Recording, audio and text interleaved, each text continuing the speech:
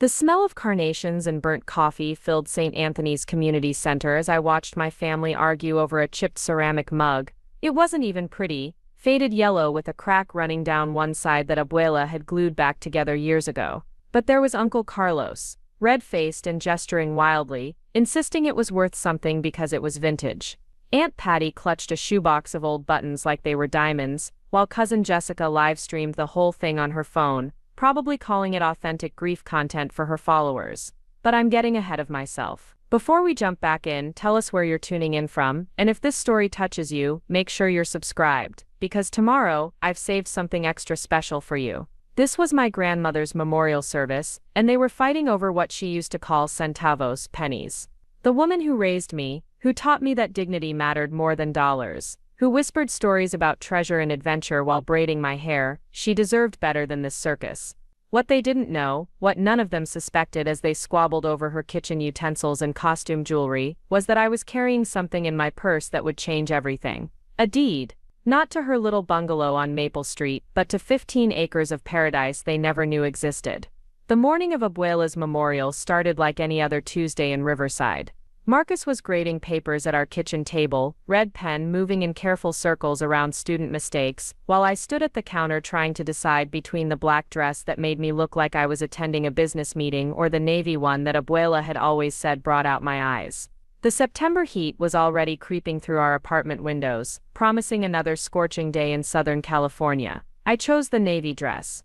Abuela would have approved. The drive to St. Anthony's took me through the neighborhood where I grew up, past the corner market where Abuela used to send me for cilantro and lime, past the park where she taught me to ride a bike by running alongside me until I realized she'd let go 3 blocks earlier.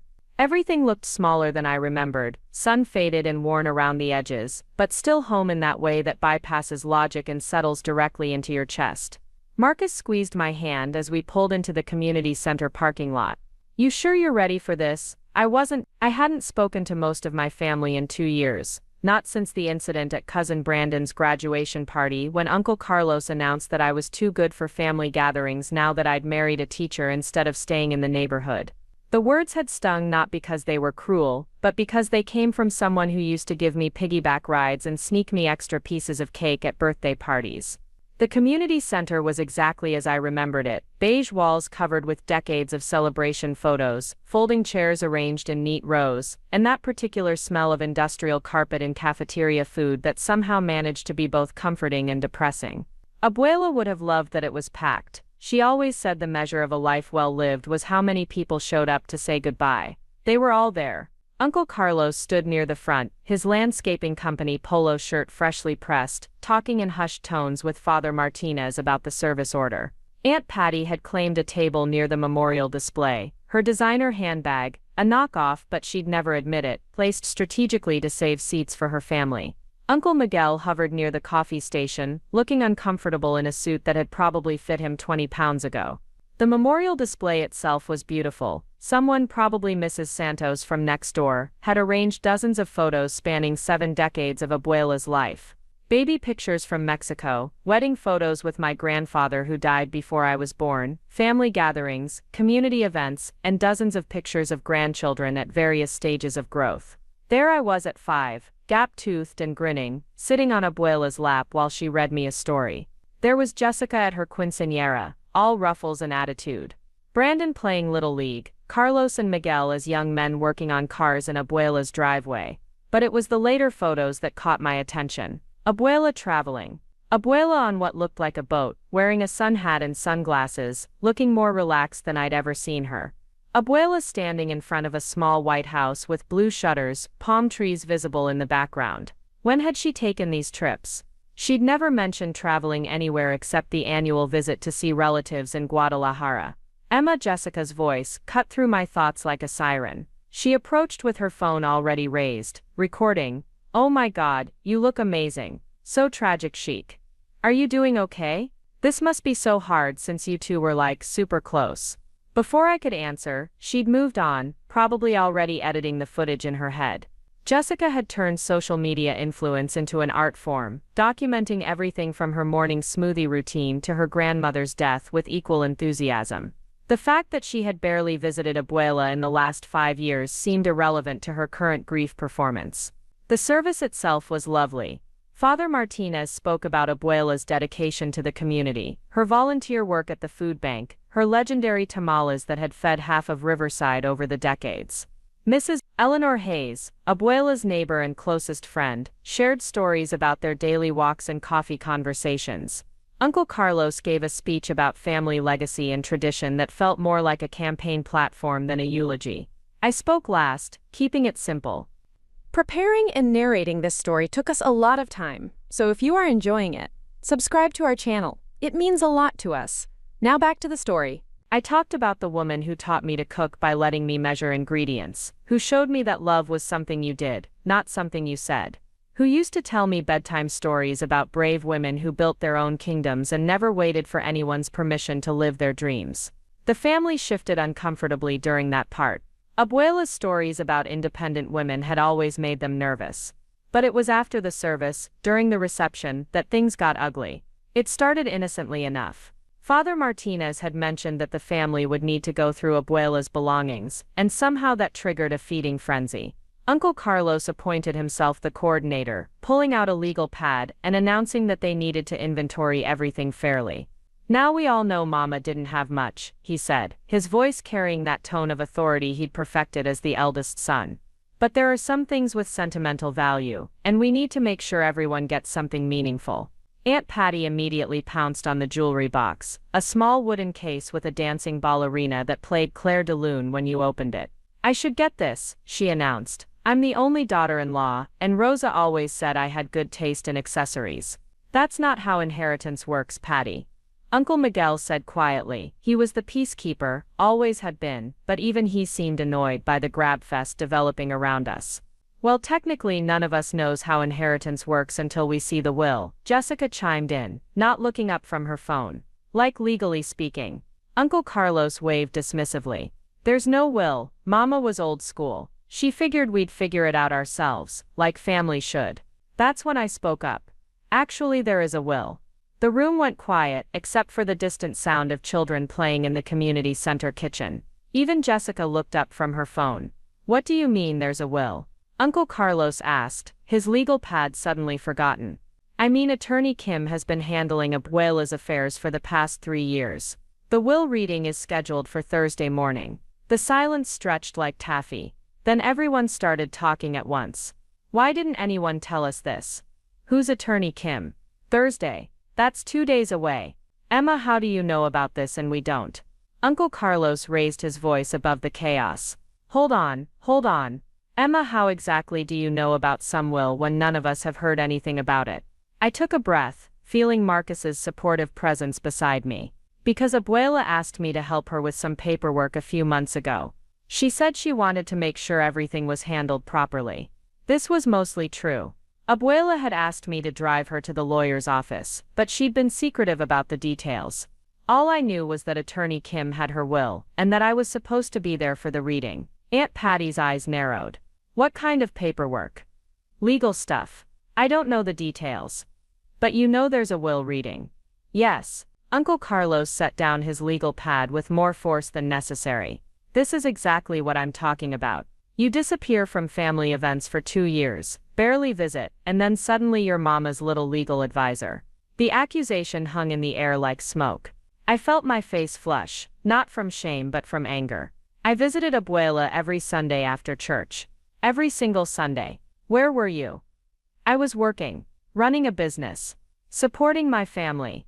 So was I. The difference is I made time. Jessica, sensing drama gold, had started recording again. "Guys, maybe we should all just calm down and wait for Thursday." But Uncle Carlos was on a roll now. "You know what I think? I think you talked an old woman into changing her will. I think you took advantage of someone who was getting confused and lonely." The words hit like a slap. Several people gasped. Mrs. Hayes, who had been quietly cleaning up coffee cups, stopped and stared. "Carlos, that's enough." Uncle Miguel's voice was sharper than I'd ever heard it. But the damage was done. The accusation hung between us, like a crack in glass, impossible to ignore, and growing wider by the second. "Is that what you all think?" I asked, looking around the room. that I manipulated my own grandmother. Aunt Patty wouldn't meet my eyes. Jessica had stopped recording, but was typing furiously on her phone, probably live tweeting the family drama. Even some of the neighbors were starting to look uncomfortable, gathering their purses and making exit excuses.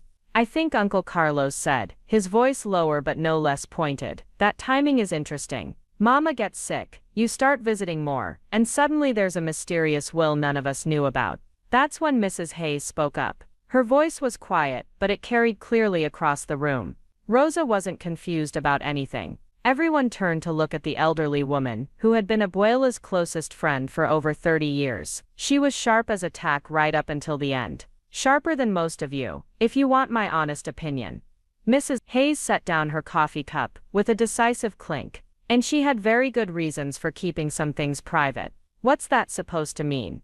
Aunt Patty demanded. Mrs. Hayes looked directly at Uncle Carlos. It means your mother knew exactly what she was doing, and she had her reasons for trusting Emma. Good reasons. The tension in the room was thick enough to cut.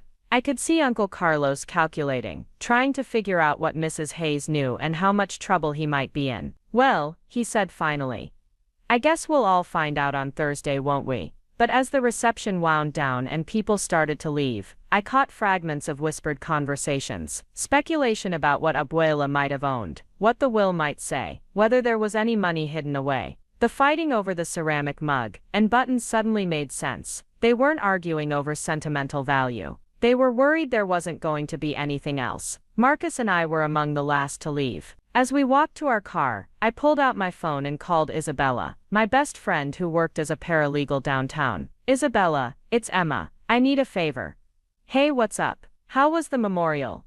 Complicated. Listen, do you know anything about attorney Daniel Kim? He has an office downtown. Kim and Associates. Yeah, they handle a lot of estate planning. Good reputation. Why? My grandmother's will reading is Thursday, and my family thinks I somehow manipulated her into changing it. Isabella was quiet for a moment. Did you? No, but I think there might be more to this than anyone realizes. What do you mean? I thought about those travel photos, about Abuela's stories of treasure and adventure, about the secretive way she'd handled her legal affairs in her final months. I think my grandmother had secrets, big ones, and I'm about to find out what they were. As we drove home through the darkening streets of Riverside, I couldn't shake the feeling that Thursday's will reading was going to change everything. Not just for me, but for my entire family. Abuela had always been full of surprises, but something told me her biggest surprise was yet to come. The ceramic mug and buttons they'd fought over today were going to seem like pennies compared to what was waiting for us in Attorney Kim's office. I just hoped I was ready for whatever my grandmother had planned. Because knowing Abuela, it was going to be bigger than any of us imagined. Thursday morning arrived, with the kind of crisp October air that makes Southern California feel almost seasonal. I'd barely slept, spending most of the night staring at the ceiling and trying to piece together fragments of childhood memories that suddenly seemed significant. Abuela's stories about brave women building kingdoms, her mysterious trips that I'd never questioned. The way she'd sometimes stare out her kitchen window toward the west, as if she could see something the rest of us couldn't. Marcus had offered to come with me to the will reading, but I needed to face this alone. Whatever Abuela had planned, whatever secrets she'd been keeping, I wanted to hear them without filters or protection. I owed her that much. The law offices of Kim and Associates occupied the third floor of a renovated brick building in downtown Riverside's historic district. The elevator was older than I was, with brass buttons that had been polished smooth by decades of nervous hands. I pressed 3 and tried to ignore the way my stomach was performing acrobatics. The waiting room was exactly what you'd expect from a small-town estate attorney. Burgundy leather chairs that had seen better decades, law books arranged more for appearance than actual use, and the kind of neutral artwork that was designed to offend absolutely no one. The receptionist, a woman in her 50s with kind eyes and perfectly styled gray hair, smiled warmly when I approached. You must be Emma Rodriguez. I'm Mrs. Patterson. Mr. Kim is expecting you, but it looks like you're the first to arrive. As if summoned by her words, the rest of my family came tumbling out of the elevator like clowns from a tiny car. Uncle Carlos had dressed for battle in his best suit, the navy one he usually reserved for church and court dates. Aunt Patty wore black from head to toe, as if she were attending another funeral, while Cousin Jessica had apparently decided that a will reading was the perfect opportunity to debut her new designer dress. Uncle Miguel brought up the rear, looking like he'd rather be anywhere else on earth. The tension was immediate and palpable. Uncle Carlos nodded stiffly in my direction, while Aunt Patty busied herself with rearranging her purse contents. Jessica, predictably, was already documenting the experience, taking artfully angled selfies with captions like Family Business Day and honoring Abuela's legacy. Attorney Kim emerged from his office precisely at 10 o'clock. He was younger than I'd expected, maybe mid-40s, with the kind of careful composure that suggested he'd handled his share of family drama. His handshake was firm, his smile professional but genuine. "Thank you all for coming. I know this is a difficult time, but Mrs. Rodriguez was very specific about how she wanted this handled. Please come in." His office was larger than the waiting room suggested, with windows that looked out over the old mission church and the mountains beyond. A conference table dominated the center of the space, surrounded by chairs that looked significantly more comfortable than the ones in the waiting area. Attorney Kim gestured for us to sit wherever we felt comfortable, a suggestion that immediately triggered a subtle territorial dispute. Uncle Carlos, asserting his position as eldest son, took the seat closest to the attorney. Aunt Patty positioned herself directly across from him, with Jessica beside her already adjusting her phone for optimal recording angles. Uncle Miguel chose a spot near the window, as far from the action as possible. I sat at the end of the table, partly because it was the only chair left, but mostly because it felt appropriate somehow. I'd always been on the periphery of this family's dynamics. Attorney Kim settled into his chair and opened a thick manila folder. "Before we begin, I want to explain how Mrs. Rodriguez approached this process. She was very deliberate about her planning, and she spent considerable time making sure her wishes were clearly documented and legally sound." He pulled out a document that looked official and intimidating, with multiple pages and enough legal language to choke a horse. "This is Mrs. Rodriguez's last will and testament, executed 18 months ago, and updated as recently as 6 months ago. She was very specific about the timing of this reading, and who should be present." Uncle Carlos leaned forward. "Updated 6 months ago. What kind of updates?"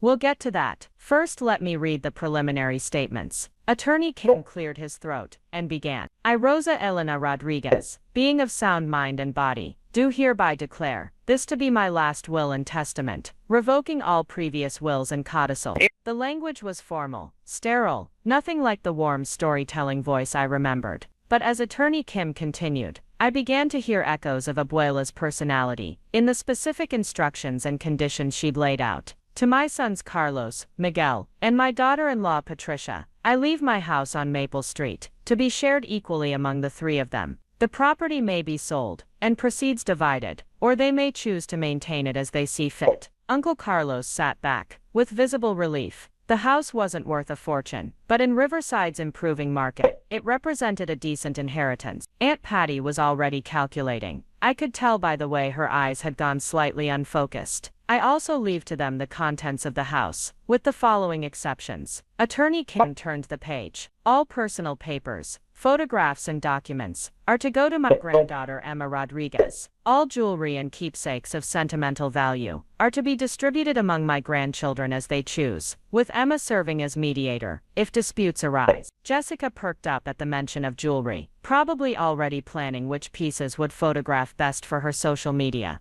But I was stuck on the phrase, personal papers and documents. What documents? Abuela had never seemed like the type to keep extensive records. Additionally, Attorney Kim continued, "I leave to Carlos, Miguel and Patricia, the sum of $15,000 each, to be drawn from my savings account at First National Bank. $45,000. It was more than anyone had expected from a woman who'd spent her life clipping coupons and shopping at thrift stores. Uncle Carlos was nodding approvingly, probably already planning how to invest his share, but Attorney Kim wasn't finished. "However," he said, and that single word changed the entire temperature of the room, "the bulk of my estate, including assets that my family is unaware of. I leave to my granddaughter Emma Rodriguez, with the following conditions. The silence was so complete I could hear the air conditioning cycling on in the building's ventilation system. Uncle Carlos had gone very still, the kind of stillness that preceded either violence or litigation. What assets? Aunt Patty's voice was sharp enough to cut glass. Attorney Kim consulted his notes. Mrs. Rodriguez owned, in addition to her primary residence, a 15-acre property known as Isla Esperanza, located approximately 12 nautical miles southwest of Ensenada, Mexico. The property includes a main residence, guest quarters, a small dock, and full mineral and water rights. The words hung in the air like soap bubbles, beautiful and impossible, and completely incomprehensible. Uncle Miguel actually laughed,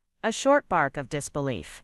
I'm sorry, what? My mother owned an island. She did indeed. Purchased in 1987, through a Mexican corporation that she established for that purpose. The property has been maintained through a management company, and has generated modest rental income for the past 35. I felt like I was drowning in information. Abuela had owned an island for 35. That meant she bought it when I was just a baby, and had somehow kept it secret from her entire family for my entire life.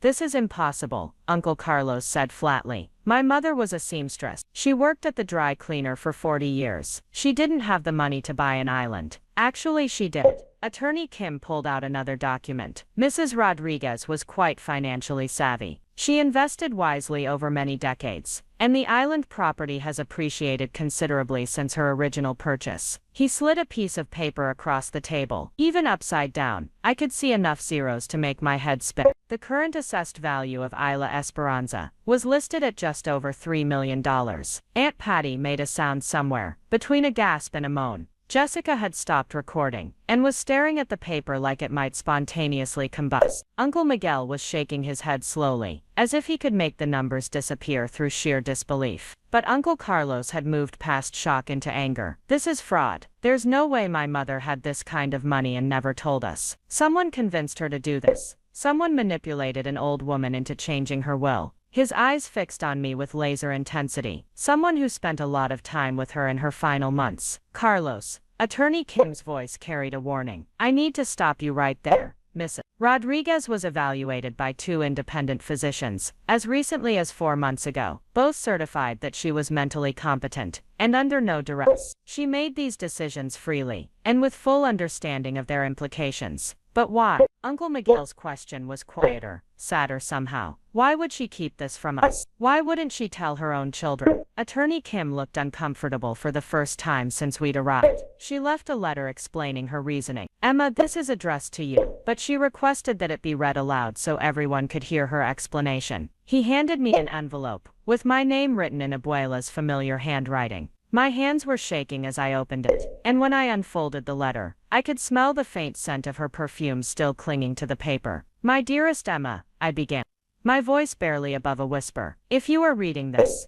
then I am gone, and my secret is finally yours to know. I paused, looking around the table at faces ranging from furious to devastated. But Abuela had wanted them to hear this, so I continued. When I was 28 years old, the same age you are now, I won the California lottery. Not the big jackpot you see on television, but enough money to change my life, if I was smart enough. I never told anyone, not even your grandfather, because I knew what would happen. The family would expect things. They would make assumptions about what I owed them, what I should do with money I had earned through luck and careful investment. Uncle Carlos was gripping the edge of the table so hard his knuckles had gone white. I kept reading. Instead, I lived the same life I had always lived, but I invested wisely and I saved everything I could. When the opportunity came to buy Isla Esperanza, I saw it as a chance to build something beautiful and lasting, something that could be passed down to future generations, who would appreciate it for what it truly was. And what is it truly? Jessica had found her voice again, though it came out as a croak. I scanned ahead in the letter, then continued reading. Isla Esperanza is not just property, it is possibility. It is a place where someone brave enough to dream big can build the life they choose. free from the expectations and limitations that others try to place on them. Emma, you have always been brave enough to dream big. The letter went on to explain the practicalities. Abuela had been visiting the island several times a year for decades, usually telling the family she was going to visit relatives in Mexico. The property was fully paid for, professionally managed, and currently generating about $8,000 per month in rental income from eco-tourists and the island is yours now, Emma, along with enough money to maintain it properly, and to make whatever changes you see fit. But there are conditions, because I know my family, and I know that they will not understand this gift. I looked up from the letter. Everyone was staring at me, with expressions ranging from amazement to outright hostility. Attorney Kim nodded encouragingly, so I continued. First, you must visit the island within 60 days of this reading, and stay for at least 1 week. You must see it for yourself, understand what it is and what it could become. Second, if you decide to sell the property, you must offer your family the right of first refusal at fair market value. Third, and most importantly, you must promise me that you will not let anyone else's opinions or expectations change your dreams. The letter concluded with a paragraph that made my eyes blur with tears. You are the only one in this family who ever listened to my stories about brave women building their own kingdoms. You are the only one who ever asked questions about the places I had been and the things I had seen. You have the heart of an explorer and the soul of a dreamer, and I trust you to understand what this gift truly means. The silence after I finished reading stretched for what felt like hours. Finally, Uncle Carlos spoke, his voice dangerously quiet. This is unacceptable. Attorney Kim raised an eyebrow. In what way? In every way. My mother leaves us a house and $45,000, but she gives a 28-year-old girl a $3 million island. That's not inheritance. That's favoritism, taken to a psychotic extreme. It's also completely legal. Attorney Kim replied calmly. Mrs. Rodriguez had every right to dispose of her assets as she saw fit. Legal doesn't make it right. Aunt Patty chimed in. Rosa raised all of us. We took care of her when she was sick. We were here for her. Were you? The question slipped out before I could stop it. I remember a lot of Sunday dinners where it was just me and Abu. I remember driving her to doctor's appointments because none of you were available. I remember her being in the hospital for 3 days last year, before Uncle Carlos even found it. That's different, Uncle Carlos snapped. We had responsibility. Jobs, families to support. So did I. Part-time work at a coffee shop is not the same as running a business. The dismissal in his voice was like a match to gasoline. Years of accumulated resentment suddenly blazed into open flame. You're right. It's not the same. Because when I worked at the coffee shop, I still made time for family. When I was in school, I still visited every Sunday. When I was planning my wedding, I still called to check on her every few days. And now we know why.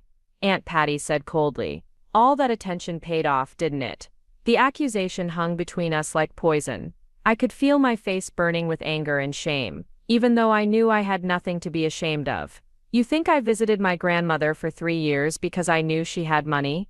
I think you're not as innocent as you pretend to be. That's when Attorney Kim intervened. I think we need to take a step back here. Mrs. Rodriguez anticipated that this might be difficult for everyone to process, which is why she built in some additional provisions. He pulled out yet another document. Emma, your grandmother established a trust fund that will provide each of your cousins with a college scholarship if they choose to pursue higher education. She also set up a fund to help family members with emergency medical expenses or other genuine hardships. It was a generous gesture, the kind of thing Abuela would do to try to soften the blow, but I could see in their faces that it wasn't going to be enough. Not nearly enough. When do I need to visit the island? I asked quietly. You have 60 days from today's date. The management company is expecting your call and they'll arrange transportation and accommodations. Uncle Carlos stood up abruptly, his chair scraping against the floor with a screech that made everyone wince. This isn't over. I don't care what documents you have or what evaluations were done. No woman in her right mind leaves $3 million to one grandchild and pocket change to her own sons. Carlos, please, Uncle Miguel said quietly. Let's just go home and think about this. But Uncle Carlos was beyond reason. Think about what? Think about how our mother apparently lived a double life for 30 years. Think about how she had millions of dollars while we struggled to pay bills and raise kids. Think about how she chose favorites among her grandchildren. He pointed a finger directly at me. You knew about this. Maybe not all of it, but you knew something. And you let us fight over coffee mugs and costume jewelry while you sat there with a $3 million secret.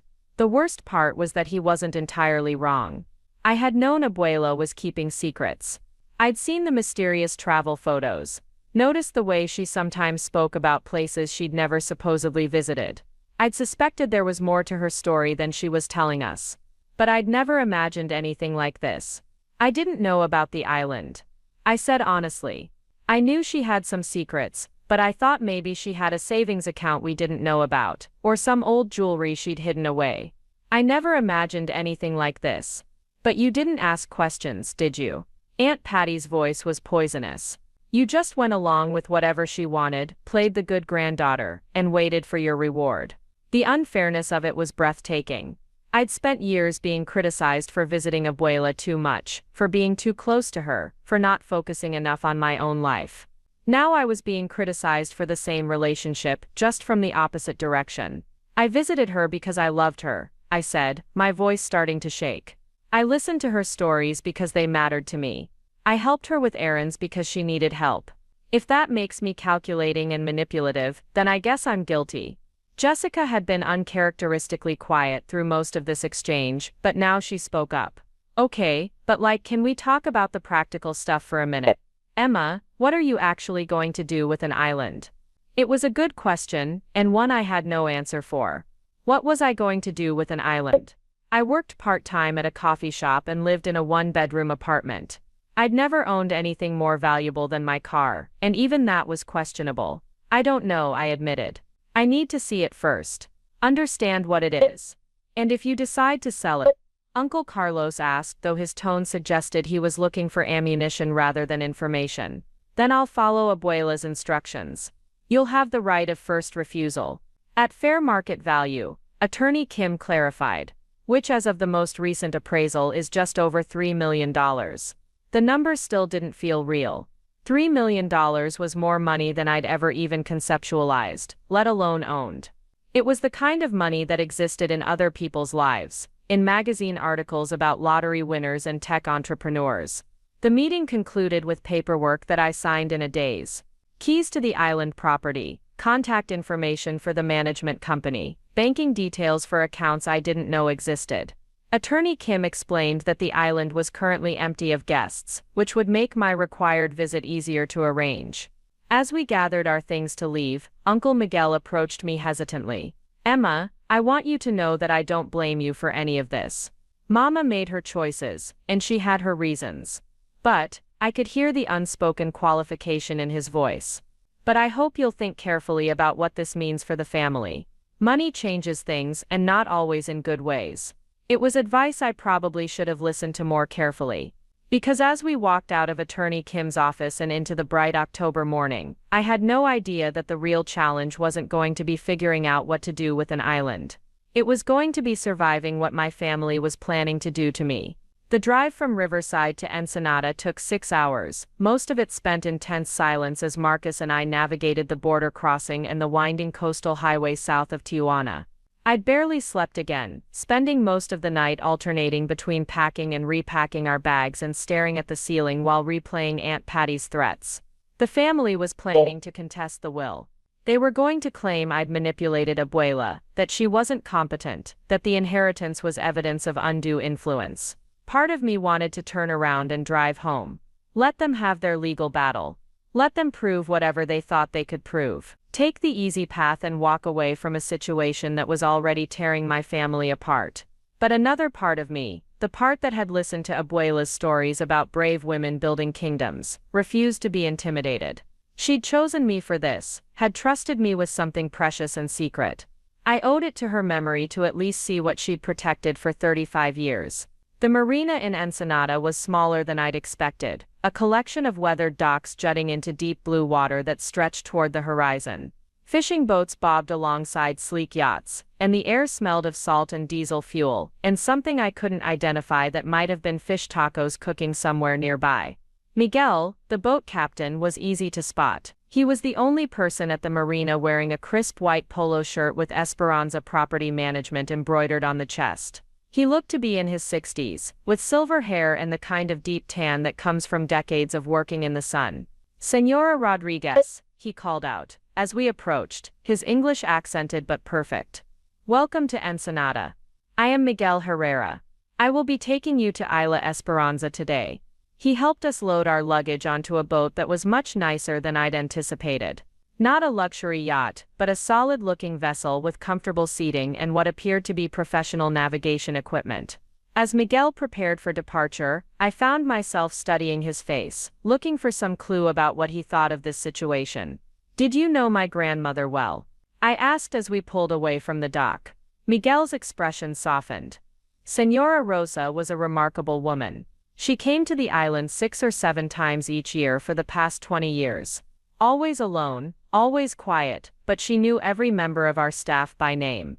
She cared very much about the property and the people who worked there." "What did she do on the island?"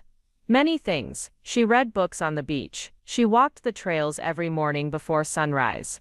She helped our gardener with the vegetable garden behind the main house. Sometimes she would sit on the dock for hours, just watching the water." It was a side of Abuela I'd never seen. The woman Miguel described sounded peaceful, contemplative, completely different from the bustling grandmother, who was always cooking or cleaning or organizing family gatherings. "She also painted," Miguel continued. "There is a studio in the guest house that she used. Beautiful watercolors of the island, the ocean, the sunsets. She left many paintings there over the years." Abuela had painted. In all my years of knowing her, I'd never seen her hold a paintbrush or express any interest in art. Yet another secret, another piece of a life I was apparently only beginning to understand. The crossing took 90 minutes, just as promised. For the first hour, we could still see the Mexican coastline behind us, but gradually it faded until we were surrounded by nothing but deep blue water. Marcus spent most of the journey looking slightly green around the gills, but I found the motion of the boat oddly soothing. Then Miguel pointed ahead, and I saw it. Isla Esperanza rose from the ocean like something from a travel magazine. White sand beaches curved around emerald green hills covered in tropical vegetation. Palm trees swayed in the ocean breeze, and I could see what looked like a small building nestled among the trees on the highest point of the island. The water around the island was such a brilliant turquoise that it looked artificial, like someone had added food coloring to create the perfect tropical paradise. "It's beautiful," Marcus said, his seasickness apparently forgotten. Miguel guided the boat toward a small wooden dock that extended into the crystal-clear water. As we got closer, I could see fish swimming beneath us, their movements creating ripples of light and shadow on the sandy bottom. "The main house is about a 10-minute walk up the hill," Miguel explained, as he tied off the boat.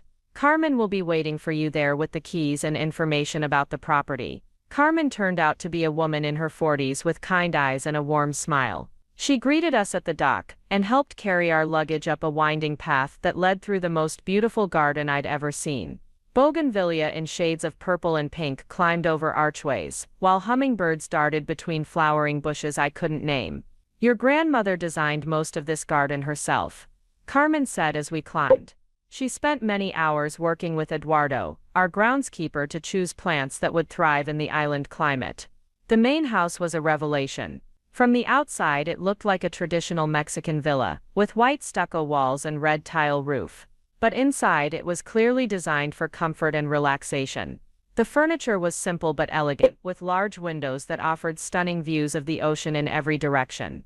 The kitchen was modern and well-equipped, and the living room opened onto a terrace that overlooked the beach. "The guest house is just down the path," Carmen explained, handing me a set of keys.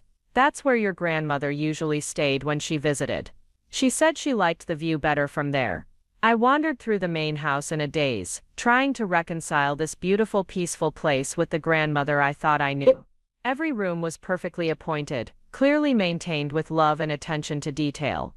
The bookshelves were filled with novels in both English and Spanish, and the walls were decorated with what I now realized were Abuela's watercolor paintings. The guest house was smaller, but even more charming. It consisted of a single large room with a bed, a sitting area, and a small kitchenette, plus a bathroom with a shower that looked out through frosted glass toward the ocean.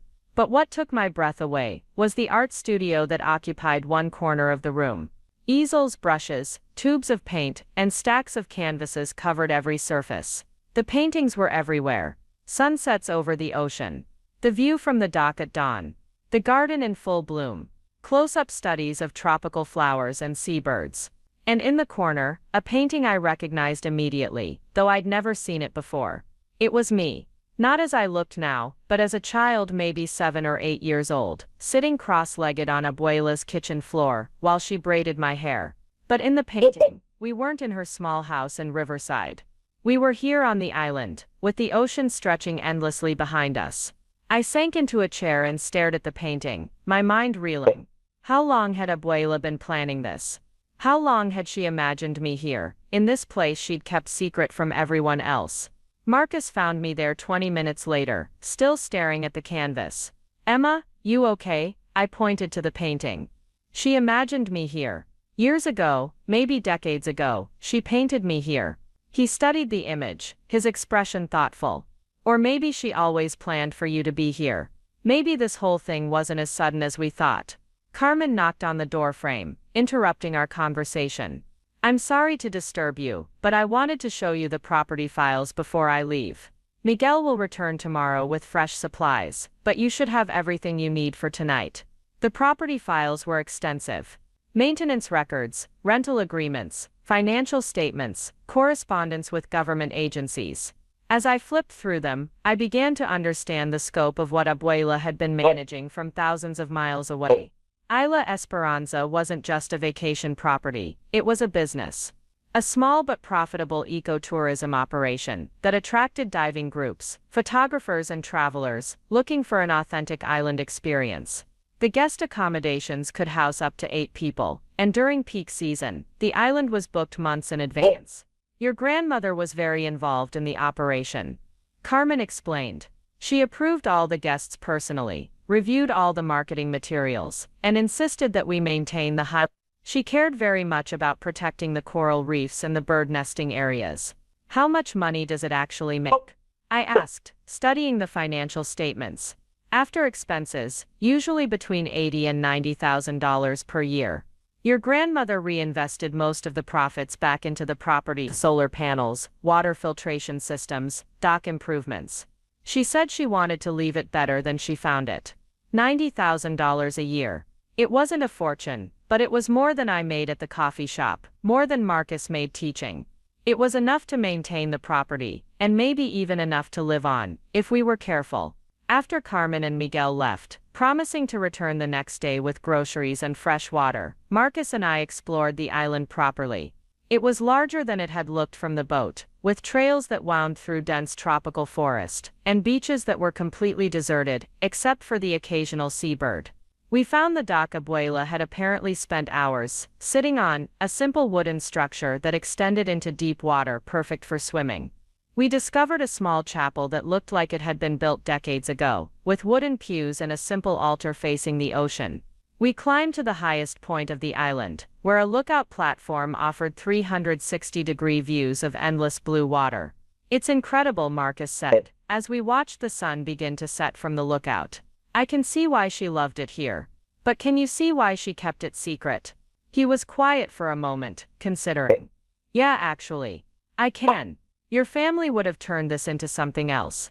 Carlos would have wanted to develop it, build more buildings, maximize the profits. Patty would have wanted to use it for big family vacations and social media content. It would have become about them, instead of about this." He gestured toward the ocean, where dolphins were playing in the distance, their movements creating small splashes of silver in the golden light. That night, we stayed in the guest house, sleeping in the bed where Abuela had apparently spent many peaceful nights over the years. I lay awake for a long time, listening to the sound of waves against the shore, and trying to process everything I'd learned. My grandmother hadn't just owned an island. She'd created a sanctuary. A place where she could be herself without the expectations and demands of family life. A place where she could paint and read and think without anyone needing anything from her. And now it was mine. But along with the beauty and the peace came a crushing weight of responsibility. This wasn't just property, it was a legacy, a business. A business. An ecosystem that depended on careful management and environmental protection. It was also, I was beginning to realize, a test. The next morning, I woke before sunrise and walked down to the dock where Abuela had spent so many contemplative hours. The water was perfectly still, reflecting the lightning sky like a mirror. As I sat there, watching the island wake up around me, I understood something that I hadn't grasped before. This wasn't about money, it wasn't about real estate, or inheritance, or family fairness. This was about vision. Abuela had seen something here that was worth protecting, worth keeping secret, worth passing on to someone who might understand its true value. But understanding its value, and knowing what to do with it, were two different things. My phone had no signal on the island, which was probably a blessing given the media circus that had apparently erupted back home. But it also meant I couldn't call Uncle Carlos, or Aunt Patty, or anyone else who might be planning legal action against me. I was completely cut off, which forced me to think without outside pressure or influence. Over the next few days, Marcus and I settled into a rhythm. We swam in the crystal clear water every morning. We hiked the island trails, discovering hidden coves and secret gardens. We read books from Abuela's extensive library. I spent hours in her art studio, not painting, but trying to understand what this place had meant to her. I found her journal on the third day, tucked between art supplies in a drawer I'd been afraid to open. The entries went back years, documenting her visits to the island, her thoughts about its management, her dreams for its future. March 15, 2019. The new solar panels are working perfectly. Eduardo says the battery system should provide enough power for all the guest accommodations even during the rainy season. I'm so proud of what we've built here. June 3, 2020. Emma called today to check on me. She's worried about the pandemic, about whether I'm staying safe. I wish I could tell her about this place, about how peaceful and protected it feels. Someday when the time is right. October 12, 2020. Carlos stopped by the house to ask about money for Miguel's business expansion. I told him I'm living on a fixed income, which is true but not the whole truth. He wouldn't understand this place. He would see it as an asset to be leveraged rather than a sanctuary to be protected. December 8, 2022. Emma and Marcus are engaged. She looked so happy when she showed me the ring. I think about bringing her here for their honeymoon, but it's not time yet. She needs to discover this place on her own terms, when she's ready for the responsibility it represents. The entries painted a picture of a woman who had spent decades carefully stewarding something precious, always thinking about the future, always planning for the day when she would need to pass it on. But they also revealed something else. Abuela had been lonely. Despite her love for the island, despite the peace she found there, she had spent years carrying this secret alone. The joy of creating something beautiful had been tempered by the sadness of not being able to share it with anyone. On our fourth day, Miguel returned with supplies and news from the mainland. Senora Rodriguez. Carmen asked me to tell you that there have been phone calls to our office. People claiming to be family members, asking about your visit, and when you plan to return. What kind of questions? About the property value, about rental income, about whether you plan to sell. Carmen has been telling them that client information is confidential, but they seem very persistent. So the family pressure was continuing, even while I was on the island. Somehow that didn't surprise me. There was also a call from a lawyer. Miguel continued. He said he represents your family's interests and wants to schedule a meeting about the island property. My stomach tightened. They were moving forward with their threat to contest the will. While I was here, trying to understand what Abuela had built, they were back home building a legal case against me. Miguel, can I ask you something? What did you think of my grandmother? Honestly, he smiled. Senora Rosa was the most thoughtful person I have ever worked for. She remembered everyone's birthday, everyone's children's names. When my grandson was born, she brought gifts from California. When Eduardo's wife was sick, she paid for medical treatment that our insurance wouldn't cover. Did she ever seem confused to you? Or like she might be easily influenced? Miguel's expression grew serious. Senora Rodriguez, your grandmother was one of the sharpest people I've ever known. She managed this property better than most business executives manage their companies. She understood every detail of the operation, every expense, every decision. If anyone tries to tell you she wasn't capable of making her own choices, they are lying. His words were reassuring, but they also made me realize something important. If I was going to keep this property, if I was going to honor Abuela's vision, and protect what she'd built, I was going to have to fight. And fighting meant going back to face my family. That evening, as Marcus and I watched another spectacular sunset from the dock, I made my decision. I'm not selling the island. He nodded as if he'd been expecting this. Good. I was hoping you'd say that. You were. Emma, this place is magical. It's exactly the kind of thing your grandmother would have wanted to preserve. And honestly, I think you're the only person in your family who would preserve it rather than exploit it. But it means fighting Uncle Carlos and Aunt Patty. It means lawyers, and legal bills and probably years of family drama. It also means honoring your grandmother's wishes, and protecting something beautiful. We sat in comfortable silence, watching the stars emerge in the clear island sky. I thought about Abuela's journal entries, about her years of careful planning and secret marriage. I thought about her painting of me as a child, sitting in this very place, that I hadn't known existed. I thought about her stories of brave women building kingdoms. Maybe this was my kingdom. Maybe this was the place where I could finally understand what she'd been trying to teach me all those years. But first I had to fight for the right to keep it. On our 5th morning on the island, I walked to the highest point of the property and called Attorney Kim using the phone Miguel had left for emergencies. The connection was scratchy but clear enough for me to explain my decision. Mr. Kim, I want to keep the island. Whatever legal challenges my family is planning, I want to fight them. I'm glad to hear that, Emma. Your grandmother would be proud. But I need to warn you that your uncle has already filed preliminary papers with the probate court. This is going to be expensive and complicated. What do they need to prove?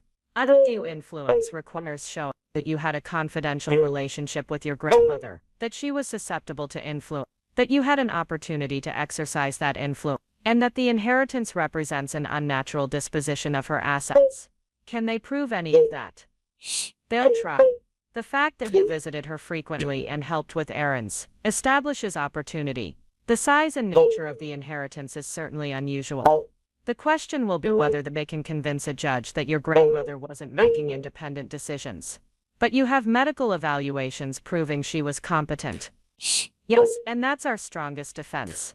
But legal battles can be unpredictable, especially when families are involved. After hanging up, I walked back down to the guest house and found Marcus packing our bags. Time to go home, he asked. Time to go fight. We had been on Isla Esperanza for 6 days, long enough to fall in love with its beauty and understand its significance. But as Miguel's boat carried us back toward the Mexican coast, I knew that the real challenge was just beginning. The family that had argued over coffee mugs and costume jewelry was about to discover that their granddaughter had learned something important during her time on the island. I'd learned that some things were worth fighting for, even when the fight seemed impossible, especially when the fight seemed impossible. As the island disappeared behind us, I touched the small watercolor painting I'd taken from Abuela's studio. It showed the view from the dock at sunrise, with dolphins playing in the distance. On the back in Abuela's handwriting were the words Para la niña Villians. For Emma, my brave granddaughter. I was about to find out just how brave I really was.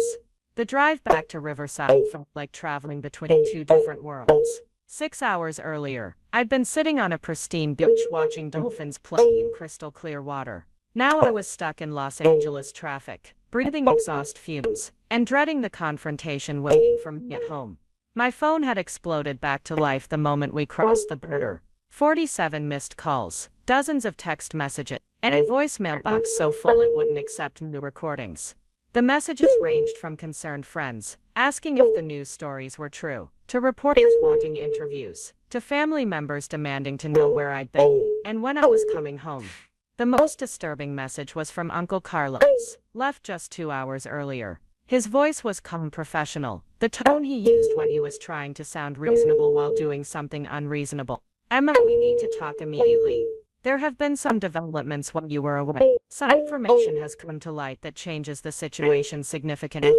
Call me as soon as you get this message. Don't talk to anyone else first. This is important. I didn't call him back. Instead, how have you been? I've been trying to reach you for 2 days. On the island like I told you. What's going on? Your family has been busy. They filed a formal will contest claiming undue influence. But that's not the worst part. They've also been making some serious accusations. My stomach dropped. What kind of accusations? They're claiming that you forged your grandmother's signature on recent documents. They're saying that the updated will from 6 months ago was created without her knowledge or consent. I pulled over to the side of the freeway, my hand shaking. That's impossible. I never had access to any legal documents. I didn't even know about the island until the will came. I know that, and you know that, but they've presented what they claim is handwriting analysis showing irregularities In the signature on the will amendment. Can they prove forgery? Probably not, but they don't need to prove it. They just need to create enough doubt to convince a judge to freeze the estate while the investigation continues. Emma, they're also asking for a conservatorship. A what? They're claiming that inheriting this much money so suddenly has affected your mental stability. They want the court to appoint a conservator to manage your financial affairs until you can be properly evaluated. I sat in my car on the side of the freeway, watching traffic rush past and tried to process what Attorney Kim was telling me. My family wasn't just trying to take the island away from me. They were trying to have me declared mentally incompetent. Based on what evidence? They're citing your sudden disappearance to Mexico as evidence of impulsive, irrational behavior. They're saying that your decision to travel to a foreign country alone, without telling family members where you were going, demonstrates poor judgment and possible psychological instability. I told Uncle Carlos I was going to visit the island. Did you tell him specifically when you were leaving or how long you'd be gone? I thought back to our phone conversation. I'd been angry, defensive, eager to get off the phone. No, I just said I was going. They're also using social media posts about your inheritance as evidence that the sudden wealth has affected your judgment. I haven't posted anything about the inheritance. No, but your cousin Jessica has. And apparently some of her followers have been tagging you in comments about how you should spend the money. Your family is characterizing this as evidence that you're being influenced by strangers on the internet. The manipulation was so transparent it was almost breathtaking. They were using their own social media activity as evidence against me, twisting every normal response to an extraordinary situation into proof of mental instability. What happens now? You need to come in immediately. We have a hearing scheduled for Monday morning. The judge wants to review the medical evaluations of your grandmother's competency, and she wants to interview you personally about your decision-making process. Will the conservatorship petition be decided at the same hearing? Probably not, but it's possible. Emma, I need to ask you something, and I need you to be completely honest. Is there anything in your recent behavior that could be interpreted as irrational or impulsive? Anything they could use against you? I thought about the last week, deciding to visit Mexico on 24 hours' notice, disappearing to an island without detailed communication with my family, falling in love with a property I'd never seen before, and deciding to keep it despite having no experience with international real estate. Maybe I admitted, but everything I've done has been reasonable given the circumstances. That's what we need to convince the judge. Can you be in my office tomorrow morning at 9? Yes. And Emma, don't talk to any family members before then. Don't respond to their calls or texts. Anything you say could be used as evidence of your mental state. After hanging up with Attorney Kim, I sat in my car for a long time, trying to figure out how a simple inheritance had turned into a battle for my personal autonomy. 6 months ago, I'd been nobody special. A part-time coffee shop employee married to a high school teacher living quietly in a one-bedroom apartment. Now I was apparently wealthy enough to be worth destroying, and my own family was leading the attack. Marcus had been quiet during the phone call, but now he reached over and took my hand. "We'll fight this," he said simply. "What if they're right? What if I am being irrational? Emma, you inherited property from your grandmother and decided to visit it before making any major decisions. That's not irrational, that's responsible. You spent a week learning about the property and the business before deciding whether to keep it. That's not impulsive, that's careful. But maybe I should sell it. Maybe trying to keep an island I can't afford to maintain is crazy. Is that what you want to do?" I thought about the sunrise over the ocean, about Abuela's paintings, about the peace I'd felt sitting on that dock. I thought about her journal entries, about the years she'd spent carefully building something beautiful and sustainable. No, I want to keep it. I want to honor what she built. Then we fight. The next morning, Attorney Kim's office felt like a war room. The conference table was covered with documents, medical reports, financial statements, and legal briefs. Attorney Kim had brought in a specialist in probate litigation, a sharp-eyed woman named Sarah Chen, who had been handling inheritance disputes for 20 years. The good news, Sarah explained, is that their case for undue influence is weak. The medical evaluations clearly show your grandmother was competent when she made her decisions. The timeline doesn't support their claims of manipulation. What's the bad news? The bad news is that the conservatorship petition is more concerning. They've hired a psychiatrist who specializes in evaluating the psychological effects of sudden wealth. Dr. Rebecca Morris has written extensively about inheritance trauma and its impact on decision-making. Attorney Kim slid a report across the table. Dr. Morris has filed an affidavit stating that inheriting significant wealth can trigger manic episodes, impaired judgment, and disconnection from reality. She's recommending a full psychological evaluation. Based on what? She's never met me. Based on what your family has told her about your recent behavior. The sudden travel to Mexico, the decision to keep expensive foreign property, the refusal to consider family input on financial decisions. Sarah Chen leaned forward. Emma, I need to prepare you for what they're going to argue in court. They're going to paint a picture of a young woman who was overwhelmed by sudden wealth and made a series of increasingly irrational decisions.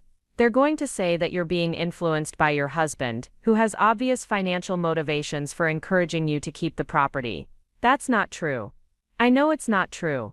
But we need to be prepared for how they'll present it. We spent the morning developing our defense strategy. Medical evidence of Abuela's competency. Financial records showing the island's profitability and sustainability. Character witnesses who could speak to my stability and good judgment. Most importantly, we needed to show that my decisions had been reasonable and well considered, not impulsive or irrational. The key, Sarah explained, is demonstrating that you understood the full scope of what you were inheriting and made informed decisions about how to handle it. The fact that you visited the property before deciding to keep it actually works in your favor. That afternoon, I received an unexpected phone call from Mrs. Eleanor Hayes, Abuela's elderly neighbor. Emma, dear, I hope you don't mind me calling. I got your number from the phone book. Of course not, Mrs. Hayes. How are you? I'm fine, but I'm worried about you.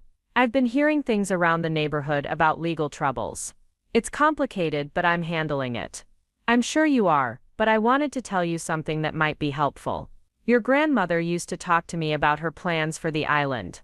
I sat up straighter. What did she say? She said she'd been watching her family for years, waiting to see who would understand what the island really meant. She said most of them saw everything in terms of money, but you were different. Different how? She said you were the only one who ever asked about her stories, who wanted to hear about the places she'd been and the things she'd seen. She said you had the heart of an explorer. Mrs. Hayes paused, and I could hear her taking a shaky breath. Emma, she also told me about the legal provisions she'd put in place. She knew her family might challenge her decisions. She prepared for it. What do you mean? She made recordings. Video recordings explaining her reasoning, her mental state, her hopes for the island's future. She asked me to keep them safe and only release them if there was legal trouble. My heart started racing. You have videos of my grandmother, explaining her decisions. I have 3 hours of recordings made over the past 2 years. Your grandmother sitting in my living room, talking directly to the camera, explaining exactly why she made every choice she made. This was the evidence we needed. Not just medical evaluations or financial records, but Abuela herself, in her own words, explaining her reasoning and demonstrating her competency. Mrs. Hayes, would you be willing to provide those recordings to my attorney? Of course, dear. That's why Rosa made them. The next day, Attorney Kim and Sarah Chen reviewed the recordings while I sat in the conference room, trying not to pace. When they finally looked up from the laptop screen, both were smiling. This changes everything. Sarah said. These recordings don't just prove competency, they prove careful planning and clear reasoning. Your grandmother anticipated every argument they're making and addressed it directly. She clicked to a specific timestamp and turned the laptop toward me. There was Abuela, sitting in Mrs. Hayes' familiar living room, looking directly into the camera, with clear, focused eyes. I know that my decision to leave Isla Esperanza to Emma will surprise my family, she said, her voice strong and certain. Some of them will be angry. Some will claim I wasn't thinking clearly, or that Emma somehow influenced my decision. I want to state clearly, for the record, that this choice is mine alone. She paused, folding her hands in her lap in a gesture I remembered from countless conversations. Carlos is a good man, but he sees everything as a business opportunity. He would develop the island, build more structures, maximize the profits. Patricia wants luxury and status. She would turn it into a showcase for social media. Miguel follows whoever speaks loudest. Another pause, a slight smile. Emma is different. She listens to stories.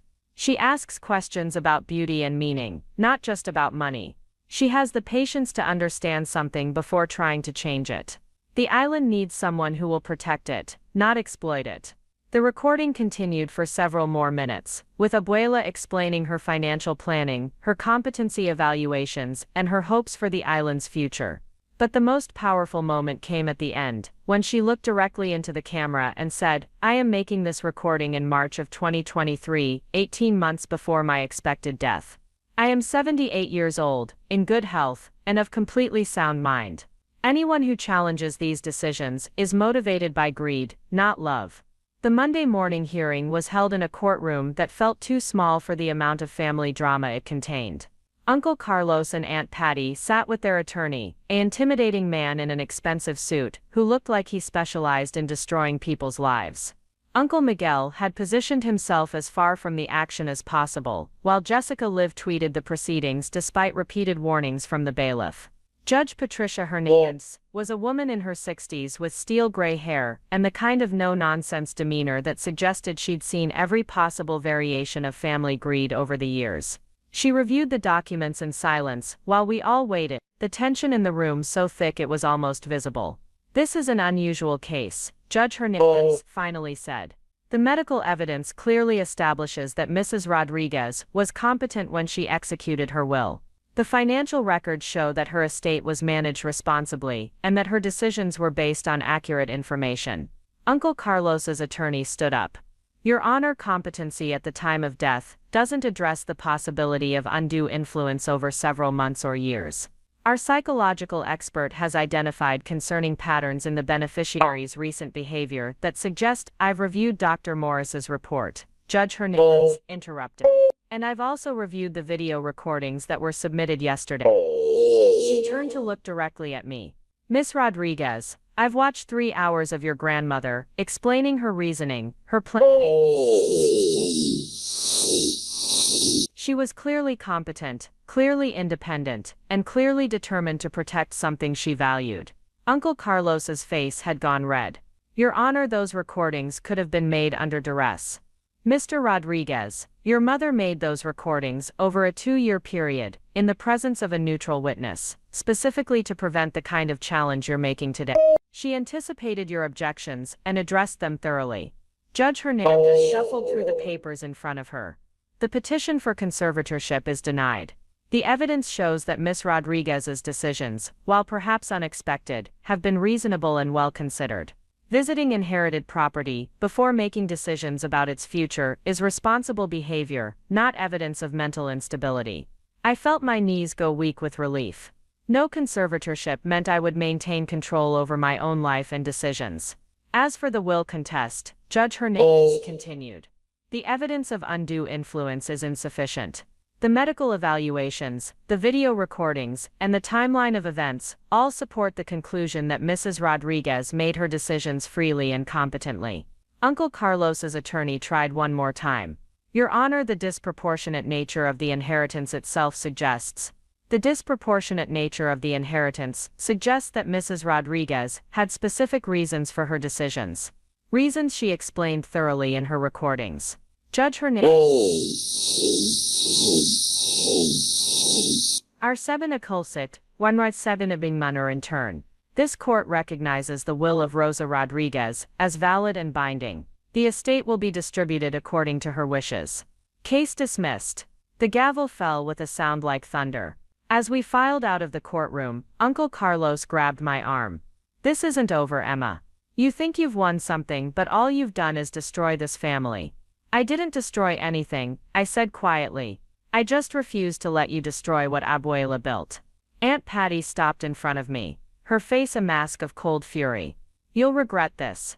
That island will bankrupt you within 2 years, and when it does, don't come crying to family for help. But it was Uncle Miguel who surprised me. As we reached the courthouse steps, he approached hesitantly.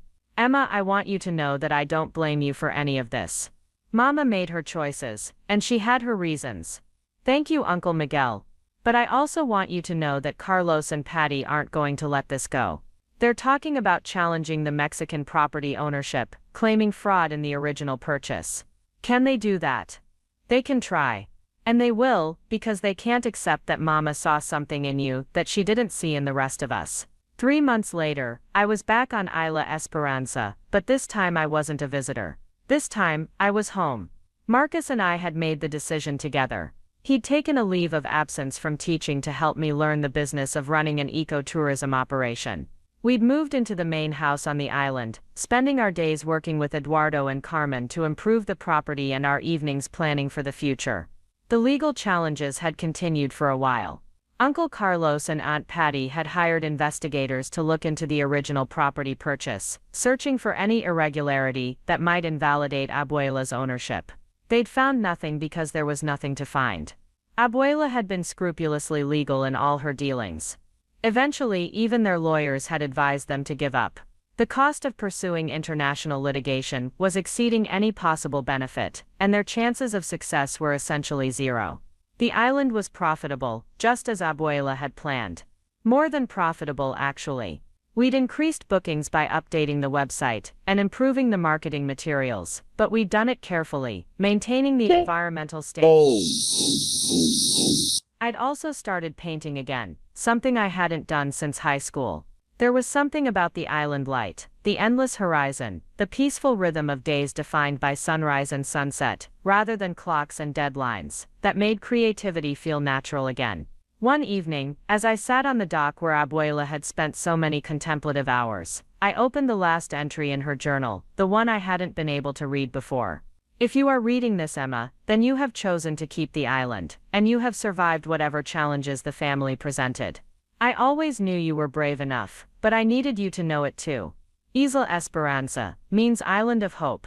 I chose that name because this place represents the possibility of building something beautiful and lasting, something that exists for its own sake, rather than for profit or status. You understand that now. The island is yours now, but it also belongs to the future. Protect it. Share it with people who understand its value. Teach your children, when you have them, that some things are worth more than money. I have watched you grow from a curious child into a thoughtful young woman. You have always asked the right questions and listened to the answers. You have the heart of an explorer and the wisdom of a guardian. The island needs both. Build your kingdom here, my brave granddaughter. Make it everything you dreamed it could be. As I finished reading, Marcus joined me on the dock, carrying 2 cups of coffee and a letter that had arrived that afternoon. It's from Jessica, he said, handing me the envelope. I opened it cautiously, expecting more family drama. Instead, I found a handwritten note that took me completely by surprise. Emma, I know I was awful during the whole will thing. I was jealous and stupid, and I said things I didn't mean. But I've been thinking a lot about Abuela lately, and about the stories she used to tell us when we were kids. She always said that someday one of us would build something amazing. I think she was talking about you. I know you probably don't want to hear from me, but I wanted you to know that I've been following your social media posts about the island conservation work. It's really cool what you're doing. Maybe someday, if you don't hate me completely, I could visit and see what Abuela created. PSNS. I stopped posting about family drama on Instagram. Turns out there are more interesting things to talk about. I showed the letter to Marcus, who smiled. Sounds like someone learned something from all this. Maybe we all did. That night, I sat in Abuela's art studio, working on a painting of the view from the dock at sunset.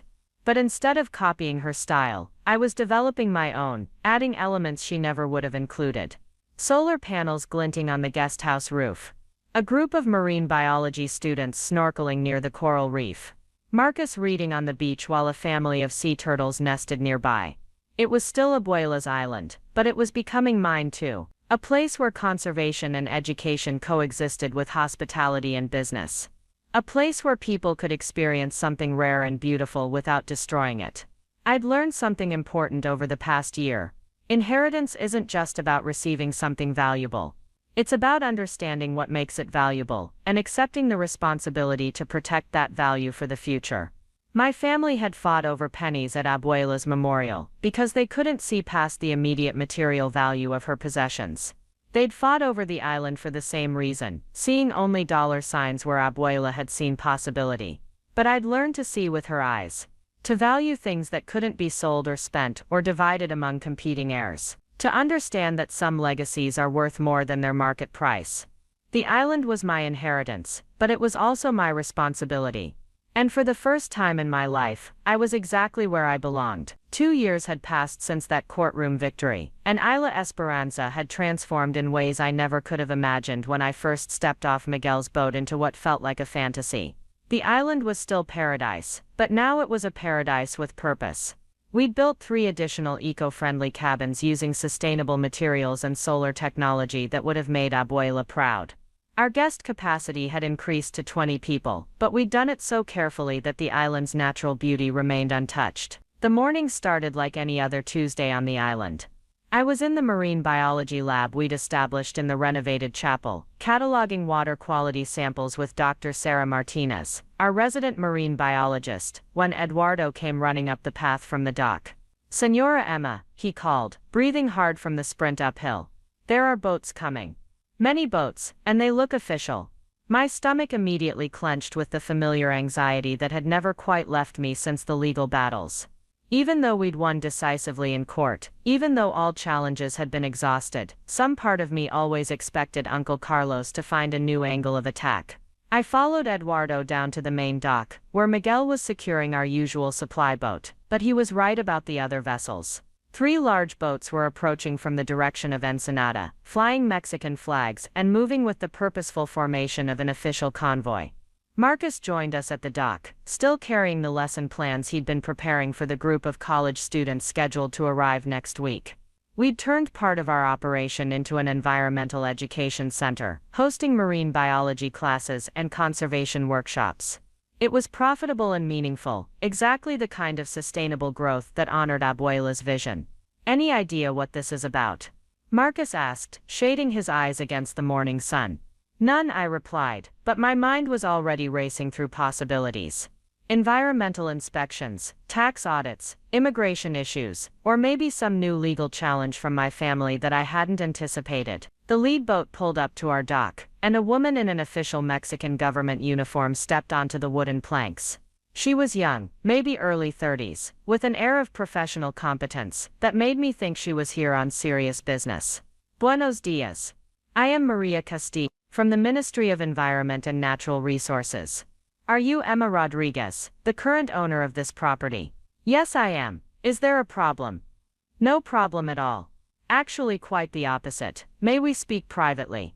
She gestured toward 2 men who had remained on the boat, both carrying briefcases and looking like they meant business.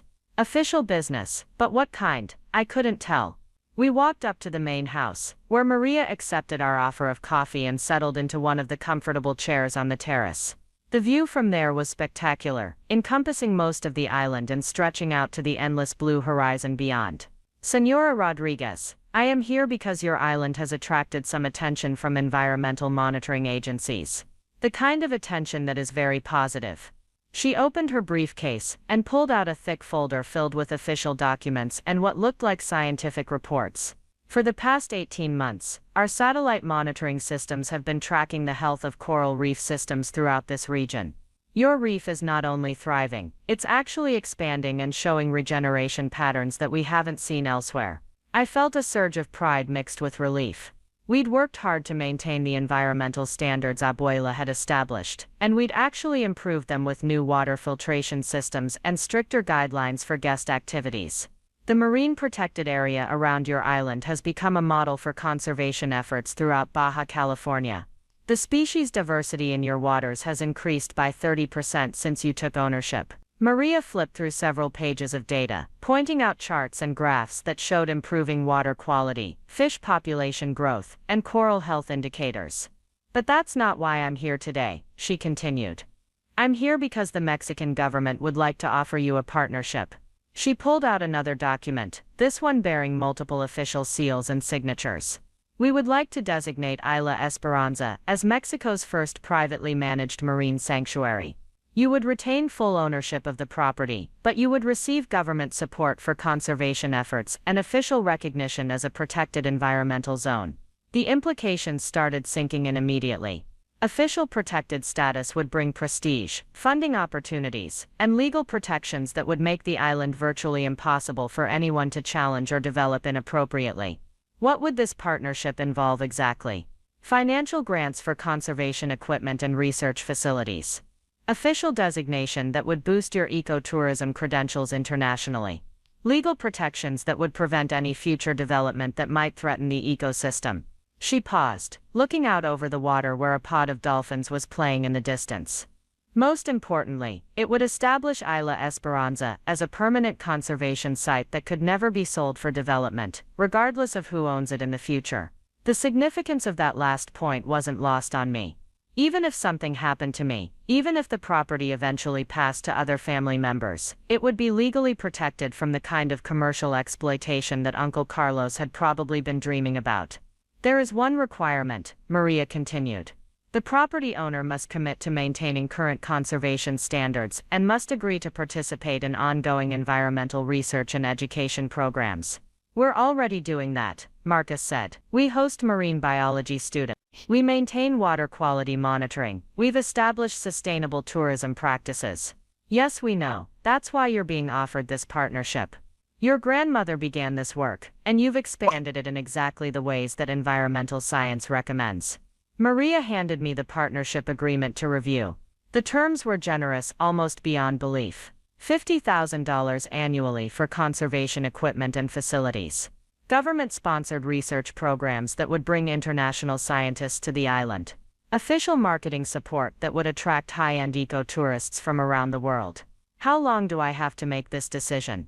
Take all the time you need, but we hope you'll consider accepting. There are very few privately owned properties that meet our standards for this kind of partnership, and yours exceeds them significantly. After Maria and her team left, promising to return in a week for my answer, Marcus and I spent the rest of the day walking the island and talking through the implications. The partnership would transform Isla Esperanza from a successful private business into something much larger and more permanent. It's exactly what your grandmother would have wanted, Marcus said, as we sat on the dock watching the sunset.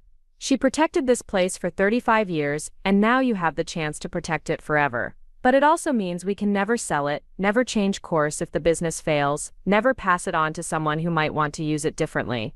Is that a bad thing? I thought about Uncle Carlos, about the development plans he would have implemented immediately if he'd inherited the island. I thought about Aunt Patty's vision of turning it into a luxury resort for social media influencers. I thought about the coral reefs that were thriving because we'd maintained strict environmental standards. No, I said finally, it's exactly what needs to happen.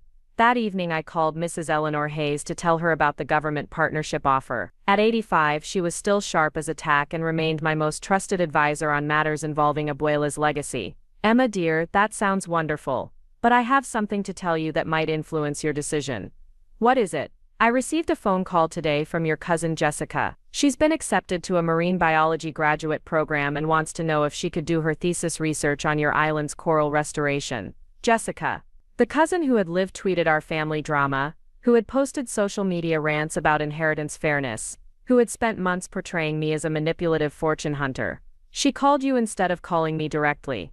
She was embarrassed. She knows she behaved badly during the legal proceedings, and she wasn't sure you'd want to hear from her. I remembered the letter Jessica had sent months ago apologizing for her behavior and expressing genuine interest in the conservation work we were doing. I'd responded politely but hadn't maintained contact, still too hurt by her public accusations to risk renewed conflict. What did you tell her? I told her she should call you herself and ask. But Emma, I think you should consider it. Jessica has always been smart, and maybe she's finally figured out what really matters. The next morning, Jessica called. Her voice was hesitant, completely different from the confident social media personality I remembered. Emma, I know I have no right to ask you for anything after how I acted, but I'm hoping you might consider letting me do research at the island. What kind of research? Coral restoration techniques in marine protected areas. My professor says your reef system is one of the healthiest in the region, and it would be perfect for studying natural regeneration patterns. I was quiet for a moment, trying to reconcile this serious scientific Jessica with the person who had accused me of manipulating our grandmother. Jessica, why marine biology? You studied communications and marketing. Because I spent 2 years feeling angry and bitter about Abuela's will, and then I realized I was angry about the wrong thing. I wasn't mad that you inherited the island.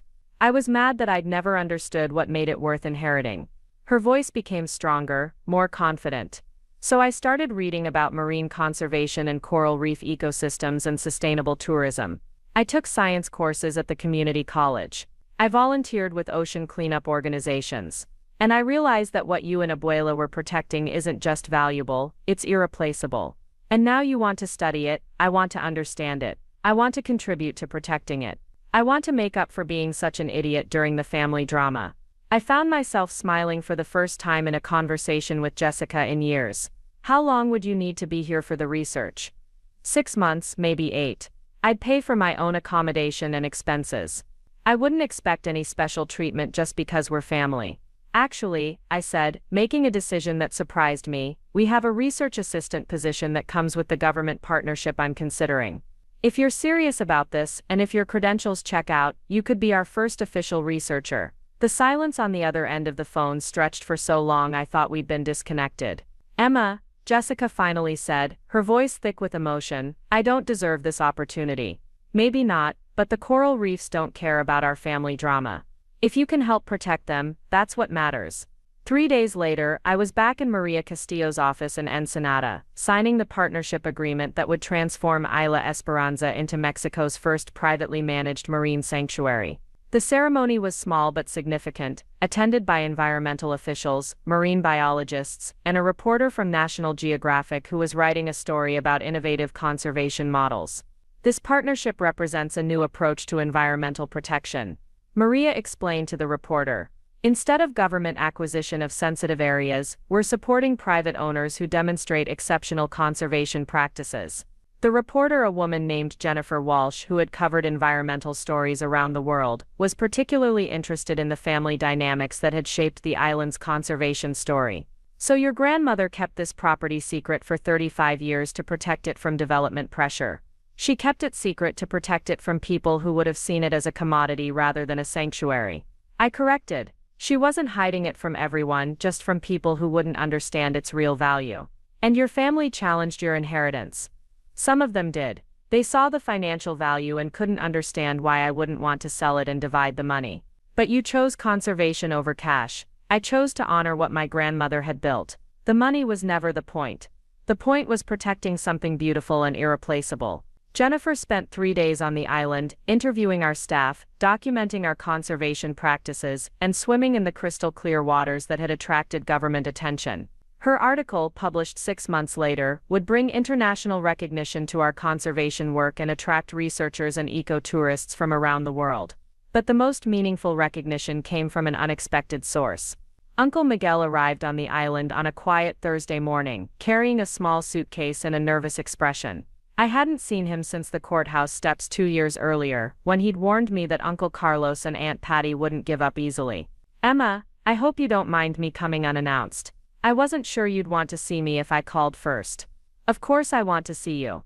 You're always welcome here.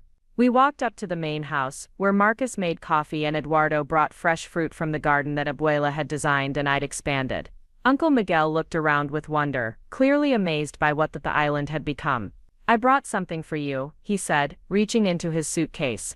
Something I probably should have given you years ago. He handed me a small wooden box, worn smooth with age and handling. This was your grandmother's. She gave it to me for safekeeping shortly before she died, with instructions to give it to you when I thought you were ready to understand what it meant.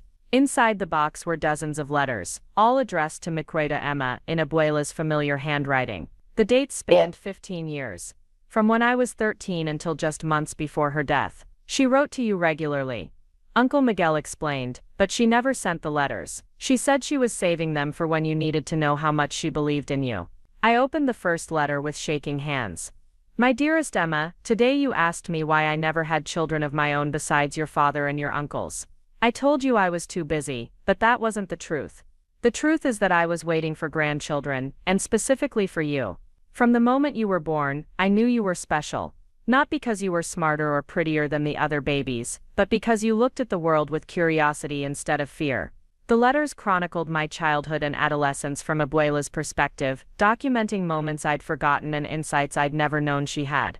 They revealed her hopes for my future, her concerns about family pressures, and her growing certainty that I was the right person to inherit her most precious secret. One letter, dated just 6 months before her death, brought tears to my eyes. Emma, by now you know about Isla Esperanza, and I hope you understand why I chose you to protect it. But I want you to know that the island was never my real legacy to you. My real legacy is the knowledge that you have the strength to stand up for what you believe in, even when the people you love try to convince you you're wrong. You have shown that strength your entire life, and I am so proud of the woman you've become.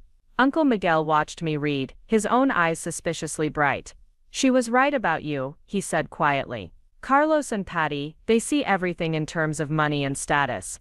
But you see things the way she did. You see the real value in something like this. What changed your mind? 2 years ago, you warned me that they wouldn't give up. They did give up eventually. But more than that, I've been watching what you've accomplished here. The conservation work, the research programs, the sustainable tourism model. You've turned Mama's dream into something even bigger than she imagined. He gestured toward the dock, where Jessica was collecting water samples for her coral restoration research. She'd been on the island for 3 months now, and her preliminary findings were already attracting attention from marine biology programs around the world. You even found a way to bring the family back together, at least partly. Jessica talks about this place like it's sacred ground. It is sacred ground. I said, that's what Abuela understood, and what I'm finally learning to understand. Some things are worth more than their price tag. That evening, Uncle Miguel joined us for dinner on the terrace, sharing stories about Abuela that I'd never heard. Stories about her dreams of traveling, her secret investments, her careful planning for a future she wouldn't live to see. She never told us about the island because she knew we'd try to talk her out of keeping it. He admitted, Carlos would have wanted to develop it. Patty would have wanted to sell it and buy something flashier. I would have worried about the taxes and maintenance costs. And now I understand why she trusted you with it. You're the only one who saw it as a responsibility instead of an opportunity. The next morning, as Uncle Miguel prepared to return to the mainland, he pulled me aside for a private conversation. Emma, I need to tell you something about Carlos and Patty. They're not done being angry about the inheritance. I thought they'd given up the legal challenges. They have, but they're still bitter, and they've been spreading stories in the family about how you manipulated Mama and stole their inheritance. Some of the relatives believe them. Does it matter? The legal issues are settled. It matters for family relationships. There are cousins who won't speak to you, aunts and uncles who think you're a villain. Christmas is going to be complicated for the rest of your life. I thought about this, trying to decide how much it bothered me. The family that had rallied around Uncle Carlos and Aunt Patty's version of events was the same family that had never shown much interest in me before I inherited money. Their disapproval stung, but it didn't change my life in any practical way. Uncle Miguel, do you think I made the right choice? I think you made the only choice that honored what Mama built. And I think she would be proud of what you've done with her gift. He hugged me goodbye, promising to visit again soon, and to try to repair some of the family relationships that had been damaged by the inheritance dispute. Some bridges can't be rebuilt, he said, as he boarded Miguel's boat for the journey back to Ensenada. But the ones that matter will find a way to heal. 6 months later, on the 3rd anniversary of Abuela's death, I stood on the dock where she'd spent countless contemplative hours and reflected on everything that had changed. The island was thriving as both a conservation site and a sustainable business. Our research programs were attracting international attention, and our ecotourism operation was booked solid for the next 2 years. Jessica had completed her thesis research, and was now pursuing a PhD in marine biology, with plans to return to the island as our head research coordinator. Her transformation from social media influencer to serious scientist had been remarkable to witness, and her research on coral restoration was being cited by conservation organizations worldwide. Marcus had developed an environmental education curriculum that was being adopted by schools throughout California and Mexico. Our visiting student programs were so popular that we'd started a waiting list for spots. Most importantly, the government partnership had provided the legal protections that would preserve the island's conservation status permanently. No future owner, regardless of their intentions, could ever develop the property in ways that would damage the ecosystem. But the real victory wasn't the legal protections or the scientific recognition or even the financial success. The real victory was that Abuela's vision had not only survived, but had grown into something larger and more meaningful than she'd ever imagined. That evening, I sat in her art studio, working on a painting that would commemorate the 3rd anniversary of her death. The canvas showed the view from the dock at sunset, but instead of the solitary perspective she'd usually painted, my version included the community that had grown up around her sanctuary. Jessica collecting water samples near the reef. Marcus leading a group of students through the mangrove restoration area. Eduardo tending the expanded garden. Miguel securing the boat after bringing a new group of researchers. Carmen coordinating the complex logistics of running a conservation center that hosted visitors from around the world. It was still Abuela's island, but it had become something she'd never quite achieved in her lifetime. It had become a place where her values were shared and celebrated rather than hidden and protected. As I put the finishing touches on the painting, I thought about the family members who were still angry about my inheritance, still convinced that I'd somehow stolen what should have been theirs. I felt sorry for them, not because they'd lost money, but because they'd lost the opportunity to be part of something meaningful. Uncle Carlos was still running his landscaping business, still worried about bills and competition and profit margins. Aunt Patty was still chasing status symbols and social media validation. They'd gotten their $15,000 from Abuela's will, plus the sale of her house, but they'd missed out on the chance to protect and nurture something irreplaceable. Their loss wasn't financial. Their loss was the failure to understand what made Isla Esperanza worth inheriting in the first place. I'd learned that inheritance isn't just about receiving something valuable, it's about accepting the responsibility to preserve and protect that value for future generations. It's about understanding that some legacies can't be measured in dollars, and some gifts come with obligations that matter more than the gifts themselves. Abuela had given me more than a private island. She'd given me the chance to become the kind of person who could be trusted with something precious and irreplaceable. She'd challenged me to see beyond immediate financial value to long-term meaning and purpose. And somehow, against all odds and despite all the family drama, I'd managed to honor that challenge. The island would continue to thrive as a marine sanctuary. The research programs would attract scientists and students from around the world. The ecotourism operation would provide sustainable income while protecting the very ecosystems that made the island valuable. Most importantly, the legal protections we'd established meant that Isla Esperanza would remain a conservation site forever, regardless of who owned it in the future. Abuela's legacy was secure, and for the first time since that shocking day in the lawyer's office, I felt truly at peace with the inheritance that had changed my life. The island was no longer just my responsibility. It had become my home, my purpose, and my contribution to a world that desperately needed more people willing to protect beautiful things rather than exploit them. As I finished the anniversary painting and prepared for bed, I whispered a quiet thank you to the grandmother who had trusted me with her most precious secret. She'd been right about everything, especially about the kind of person I could become if I was brave enough to accept the challenge. The memorial service 3 years ago had been about pennies and costume jewelry and family members fighting over scraps. But the real treasure had been hidden in plain sight all along, waiting for someone wise enough to recognize its value and strong enough to protect it. I'd found my kingdom, just like in Abuela's stories. And I was going to spend the rest of my life making sure it thrived. 10 years had passed since that Memorial Day when my family fought over chipped coffee mugs while I carried the secret that would change everything. I was standing in the same community center where Abuela's service had been held, but this time the occasion was different. The banner hanging over the entrance read Rodriguez Family Marine Conservation Foundation Annual Scholarship Awards. Uncle Carlos stood beside me at the podium, his weathered hands steady as he opened the folder containing the names of this year's recipients. His transformation over the past decade had been remarkable to witness. The man who once saw everything as a business opportunity had become one of the most passionate conservation advocates I'd ever known. This year, he announced to the assembled crowd of family members, community leaders, and marine biology students, "We're awarding scholarships to 15 young people who have demonstrated exceptional commitment to ocean conservation and environmental science." The foundation had been his idea, established 3 years ago, with profits from the island's ecotourism operations. We provided full college scholarships to students from low-income families who wanted to pursue careers in marine biology, environmental science, or sustainable tourism management. It was our way of ensuring that Abuela's legacy would continue to grow long after we were gone. Jessica stepped forward to present the first award, her doctoral degree in marine biology, now serving the foundation as its research director. Her transformation had been even more dramatic than Uncle Carlos's. The social media influencer who once live-streamed family drama had become a published scientist whose coral restoration techniques were being used around the world. The Rodriguez Foundation is proud to announce that Maria Santos from Riverside Community College will be attending UC San Diego to study marine ecosystem management. Jessica said, her voice carrying the authority that comes from genuine expertise rather than manufactured celebrity. I watched from the side of the stage as Maria, tears streaming down her face, accepted her scholarship certificate. She was exactly the type of student Abuela would have loved to support, brilliant and dedicated but lacking the financial resources to pursue her dreams without help.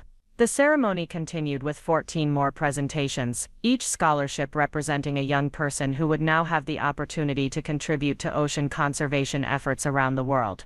As I listened to their stories of determination and passion, I thought about how far we'd all come from that bitter day when family members accused each other of greed and manipulation. Even Aunt Patty was here, sitting in the back row with a complicated expression on her face. Her separation from Uncle Carlos had become permanent, and she'd spent years nursing her resentment about the inheritance. But seeing the foundation's work, understanding how the island's profits were being used to help young people, had gradually softened her anger into something closer to acceptance. After the ceremony, she approached me hesitantly. "Emma, I wanted to congratulate you on what you've built here. I know I haven't always been supportive, but I can see now that Rosa made the right choice." "Thank you, Aunt Patty, that means a lot. I was wondering if there might be a way for me to contribute something to the foundation. I don't have much money, but I have skills in event planning and fundraising that might be useful." It was an olive branch I hadn't expected but was grateful to receive. Family healing had happened slowly, one relationship at a time, as people began to understand that the island's success had created opportunities for everyone to be involved in something meaningful. The final surprise of the evening came when Uncle Miguel approached the podium for closing remarks. 10 years ago, our family was torn apart by grief and misunderstanding. We fought over small things while missing the big picture. Today we're united around something Rosa would have been proud of, a mission that extends her values far beyond what any of us could have imagined. He gestured toward a photo display, showing the island's conservation work over the past decade. Emma didn't just inherit property, she inherited responsibility. And she's used that responsibility to create something that benefits not just our family, but young people throughout Southern California, who share Rosa's vision of protecting the natural world. As the evening wound down and people began to leave, I found myself thinking about the painting I'd been working on in Abuela's old studio. It showed the view from the community center looking toward the ocean, but instead of empty water, the horizon was filled with the boats of former scholarship recipients, now working as marine biologists, conservation educators, and sustainable tourism operators around the world. The island had taught me that inheritance isn't just about receiving something valuable. It's about understanding that some gifts come with the obligation to share their benefits with others. Abuela's sanctuary had become a foundation for creating opportunities for young people who might otherwise never have the chance to pursue careers in conservation science. The family that had once fought over pennies was now working together to fund the dreams of future environmental leaders. It wasn't the ending I could have imagined that day when I first learned about Isla Esperanza, but it was exactly the kind of transformation that Abuela's stories about brave women building kingdoms had always promised was possible. Up next, you've got 2 more standout stories right on your screen. If this one hit the mark, you won't want to pass these up. Just click and check them out.